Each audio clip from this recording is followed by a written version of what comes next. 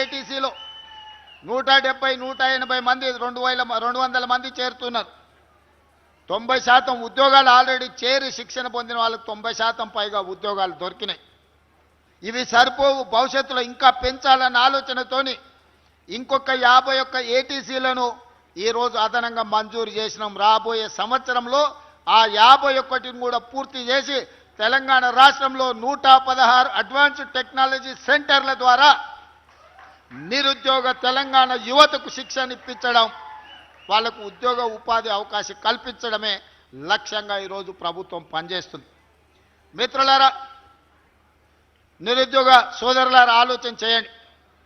తెలంగాణ రాష్ట్రంలో ఈనాడు 178 ఇంజనీరింగ్ కాలేజీలు ఉన్నాయి.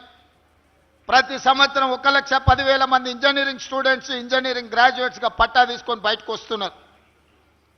వాళ్ళ తల్లిదండ్రుల బాధ, ఆ విద్యార్థుల యొక్క ఆలోచన చూస్తే మన వ్యవస్థ ఎంత దెబ్బతినిపోయిందో నాకు అర్థమవుతుంది.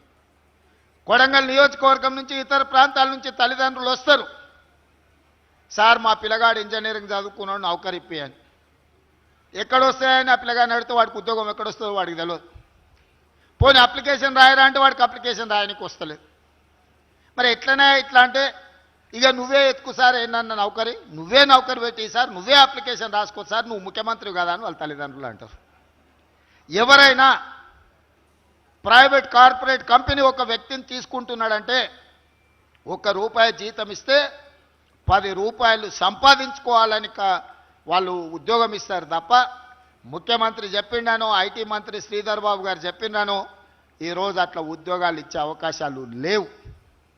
మీకు ఏదైనా ఉంటే మీ గ్రామంలో స్కూల్ బిల్డింగ్ కావాలంటే మేము కట్టిస్తాం, కానీ లేదో దేవాలయం కావాలంటే సాయం చేస్తాం, కానీ అర్హత లేని వాళ్లకు చిన్న ఉద్యోగం కూడా మేము ఇవ్వము అని చెప్పి ఈరోజు ప్రైవేట్ కార్పొరేట్ కంపెనీలన్నీ స్పష్టంగా చెబుతున్నాయి. అందుకే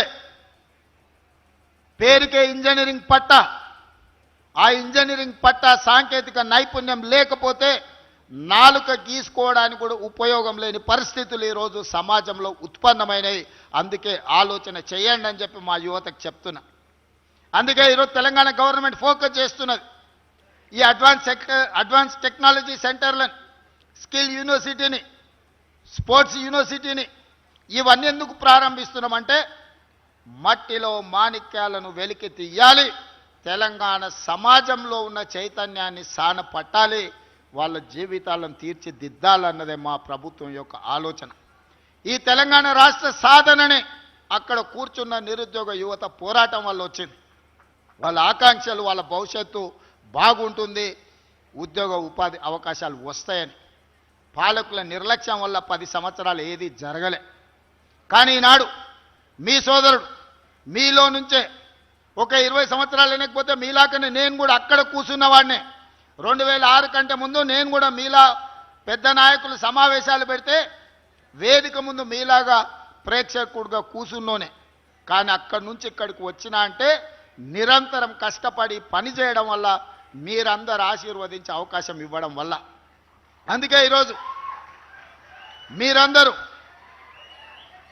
డిగ్రీ గురించి ఆలోచన చేయకండి, మీకు వచ్చిన సాంకేతిక నైపుణ్యం గురించి ఆలోచన చేయండి. ఇవాళ నేను మాట ఇస్తున్నా మీకు, నేను south Korea, Japan, Taiwan, Germany లాంటి దేశాలు చాలా వాటితో మాట్లాడినా, రష్యా లాంటి దేశాలతో మాట్లాడినాం, వెళ్ళి చూసి వచ్చినాం. లక్షలాది ఉద్యోగ ఉపాధి అవకాశాలు ఉన్నాయి. అమెరికా ఒక్కటే కాదు, విదేశీ ఉద్యోగాలు. అమెరికాకి వెళ్ళాలంటే ఇంజనీరింగ్లో ఐటీ చదువుకొని ఉండాలని గతంలో మనకున్న పరిస్థితి. ఇవాళ ఇంజనీరింగ్ చదువుకోకపోతే, ఐటీ రాకపోతే ఉద్యోగమే రాదు అన్న ఒక అపోహలలో మనం బతుకుతున్నాం. అది తప్పు. టామ్కామ్ అని మన రాష్ట్ర ప్రభుత్వం నుంచి ఒక సంస్థను ఏర్పాటు చేసి జపాన్కి పంపిస్తే, నేను జపాన్ పర్యటన పోయినప్పుడు పిల్లలు వచ్చి కలిసిండ్రు, ఏమైనా మీరు ఇక్కడ ఉన్నారంటే, మీ ప్రభుత్వం మమ్మల్ని ఇక్కడికి పంపించింది సార్, నేను 3 లక్షల రూపాయల జీతంతో జపాన్లో ఉద్యోగం చేస్తున్నా సార్ అని చెప్పిండు. 40 మంది వచ్చి కలిసిండ్రు. నాకు చాలా సంతోషమైంది. దేశంలో మన ఊరి పిల్లలు, మన పిల్లలు, మన ప్రభుత్వం పంపిస్తే జపాన్లో కూడా ఉద్యోగాలు సాధించిందని. ఇవాళ ఈ అడ్వాన్స్ టెక్నాలజీ సెంటర్లలో ట్రైనింగ్ పొందుతున్న వాళ్ళకి నేను ఒకటే మాట ఇవ్వదలుచుకున్నాను. పని నేర్చుకోండి, ఫోకస్ పెట్టండి, Germany, Japan, south Korea, China లాంటి దేశాలు కూడా మన ముందు మొక్కరిల్లే రోజు వస్తుంది. ఇవాళ అమెరికా ఎట్లయితే మన ముందు మొక్కరిల్లిందో రేపు మీ సాంకేతిక నైపుణ్యంతో మీ విదేశాలలో బాగా బ్రతకాలన్న మీ కళలు సాకారం అవ్వడానికి అవకాశం ఉంది.